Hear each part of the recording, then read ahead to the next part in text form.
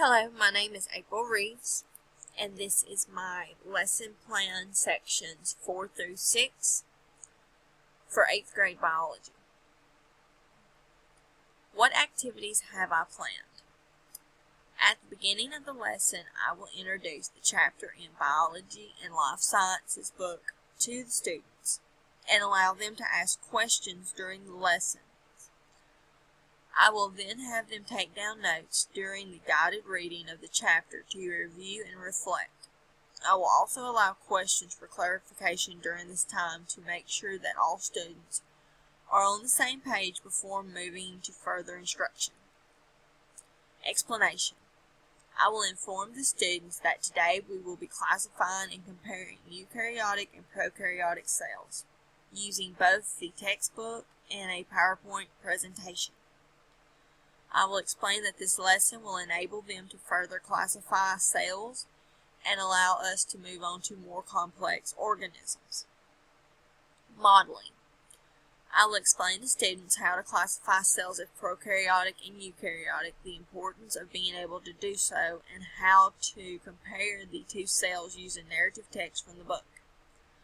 I will model prokaryotic cells as simple organisms and explain to the class that they are the oldest cell form. I will then model eukaryotic cells to the students and explain that these are the more complex cells that make up most of our animals and plants to ensure that they have something to brainstorm with. As I move through modeling each cell, I will ask the class higher order thinking questions to reinforce what the students are learning. I will model to the students how to classify each cell into the proper category. I will bring students into the modeling by having them categorize the cells throughout the lesson. Guided practice. I will have students move into groups of 2 during this part of the lesson and provide a teacher-made assessment that has several examples of each cell. I will have the students work together at putting each cell into the correct classification. I will make my way around the room guiding students through the worksheet as they have questions. I will then bring the students back to a whole group in order to review the teacher-made assessment to ensure that all students have the correct answers. This will help students build on comprehension of the lesson. Independent practice. The students will be given another teacher-made assessment to work on independently to again demonstrate their comprehension of classifying eukaryotic and prokaryotic cells.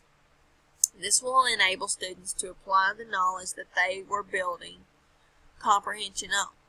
This will enable me to assess any problems with being able to classify the cells that was not covered during the guided practice and modeling of the lesson. Closing. The students will be brought back into an open review before the end of class to ask questions or to build further upon the lesson.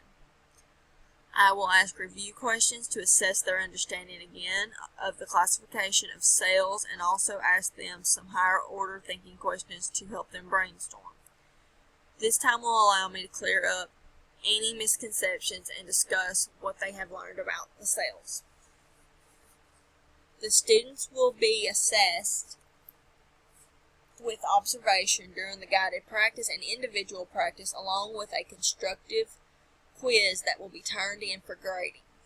The observation will help me find weaknesses during the lesson and have the ability to correct them before moving on to the next lesson. It will help me decide if something needs to be discussed or reviewed in further detail to ensure the students have a solid understanding. The constructive quiz will allow me to assess students individually and have a better understanding of their understanding and comprehension of the lesson. Why have I chosen these activities?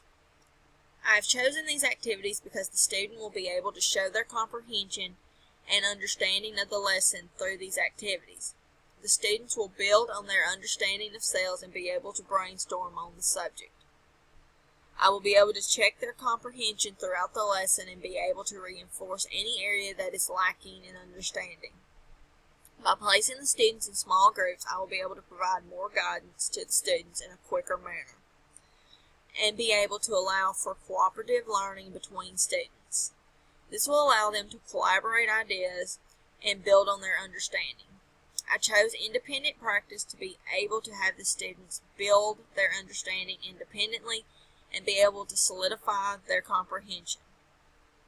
Students will benefit at the closing part of the lesson by being able to have a review and clear up any misconceptions or have any areas that were not understood.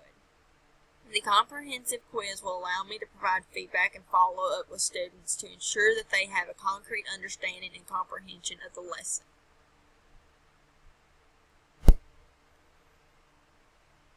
What instructional materials will you use, if any? I will be using for my to teach my objective, a textbook, which will be Biology 6th edition by Kenneth Miller and Joseph Levine, pencils, paper, teacher-made assessment, PowerPoint used to visually model the classification of eukaryotic and prokaryotic cells, comprehension quiz. Why have you chosen these materials? I've chosen these materials and resources because these materials will facilitate student learning and understanding toward the objective by completing these activities. Students will be able to build on their comprehension skills during the reading of the text, modeling, guided practice, and individual practice. I will be able to observe and assess their understanding and comprehension throughout the lesson. The guided practice will build on the student's ability to work collaboratively with peers, while allowing me to provide guidance during the activity. The comprehensive quiz allows me to fully assess the student's understanding and comprehension of the text that was covered.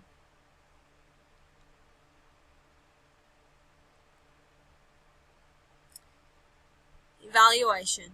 How and when do you plan to evaluate student learning on the content of this lesson?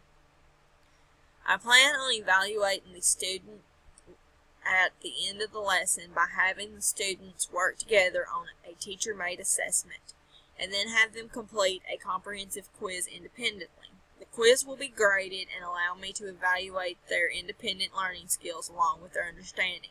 During the entire lesson, I will evaluate using formative assessment through teacher observation and questioning. I will also observe and evaluate their abilities to collaborate with peers in group lesson and interact with the class as a whole during discussion at the end of the lesson and evaluate their engagement in the lesson as well.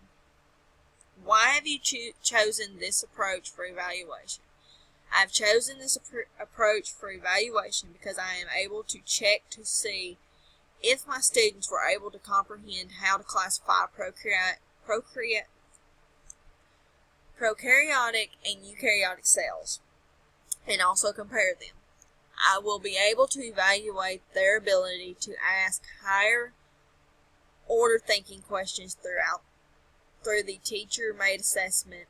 I am able to evaluate whether or not my students can collaborate in groups and also evaluate their ability to apply the knowledge and skills that they are being taught. I am able to evaluate their application of knowledge on an individual level throughout the comprehensive quiz and assess if they are able to understand and comprehend the lesson fully.